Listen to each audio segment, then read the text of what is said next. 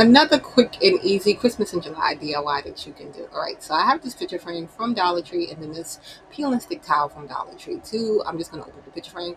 Be careful because the little pieces can come off. And then when I separated it, I noticed that the pieces are separate. So you can put that little wood piece of paper to the side there and save that for a different occasion. I'm going to put this peel and stick towel to the cardboard piece that is on the back. It is not big enough to cover the whole piece of cardboard. You can paint your cardboard beforehand and then have the bottom to match the towel that you pick or paper that you pick.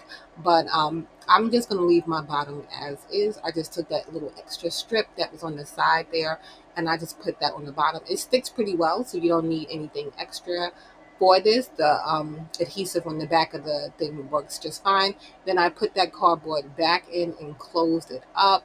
The hook piece is at the top, so if you wanted to hang this, you can hang this. I'm going to take these Jenga blocks also from Dollar Tree, and I'm just going to make a little Christmas tree shape. You've seen this a million times, and you can do this in so many different ways. I've done this before and then covered it with paper. You can do this so many different ways. I was deciding on if I was going to do like a 1, 2, 4 or 1, 2, 3, 4, because I was going to put a wooden stump as the base for the tree, but then I changed my mind and I went with 4, 3, 2, and 1. So that's how I laid my Jenga blocks out. I'm going to paint them with this green. I wanted a darker green, but I didn't have one on hand, so I'm using this turf green right here. So it is kind of bright. You might want to use one more that is like closer to like a Christmas tree kind of color, but I gave that just one coat so that it didn't have, full coverage on it.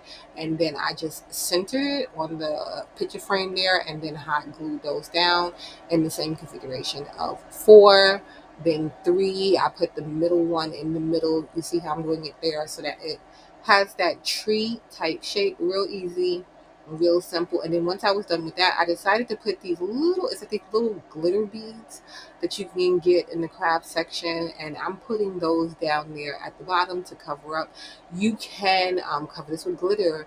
You can paint it beforehand, like I said. You can Dollar Tree has some pretty rhinestone like tape, like a strip of tape thing. I don't know how I'm explaining it right, but you can put that down there. You can do so many different things. I have these foam stickers that I brought, and they come in different sizes. So I decided to take a gray one and give it the same treatment as I did the bottom with the little beaded pieces there. I didn't like how it came out. It was just too bulky looking, if that makes sense. So I decided to scrap that. And what I did was I went and painted one of these stars red at the end, and then they have an adhesive on the back so you can just stick it right on.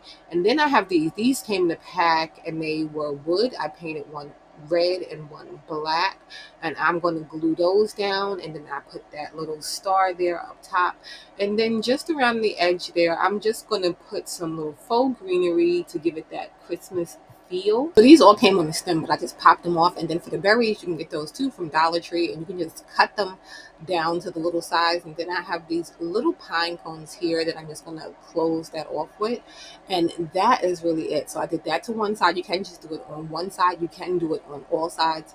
I just did it on the bottom 2 corners, but you can just take this up a whole notch and do it on all.